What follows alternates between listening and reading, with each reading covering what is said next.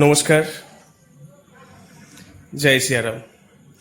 আজ কিছু কিছু পা চাটা হস্তিমূর্খ হিন্দুরা বলছেন যে এবার বিজেপি ক্ষমতায় এসছে, আমরা মন প্রাণ খুলে জয় শ্রীরাম বলতে পারবো। তাহলে এতদিন আপনারা বলতে পারেননি? তাহলে আপনাদের মতে কি জয় শ্রীরাম মানে বিজেপি?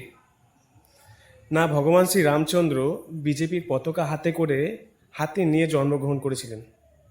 এই প্রশ্নটা সেই সমস্ত হস্তিমূর্খ হিন্দুদের জন্য। বলবেন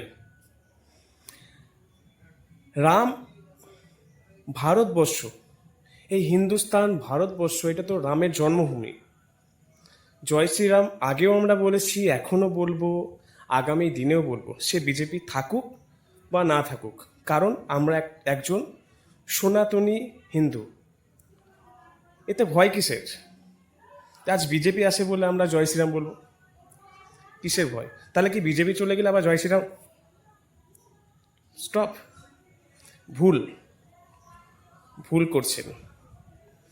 নিজের ধর্মের ভগবানের নাম নিতে ভয় পাচ্ছেন, এটা লজ্জা।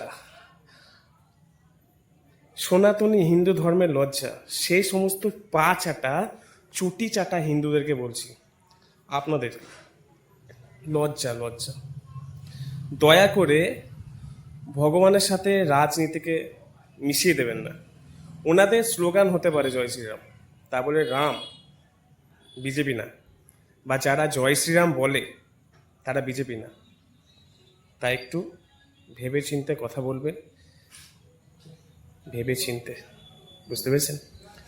আগেও জয় শ্রীরাম বলেছি, এখনও জয় শ্রীরাম বলবো, আগামী দিনেও জয় শ্রীরাম বলবো, সে বিজেপি থাক বা না থাক, কারণ আমি একজন সনাতনী হিন্দু।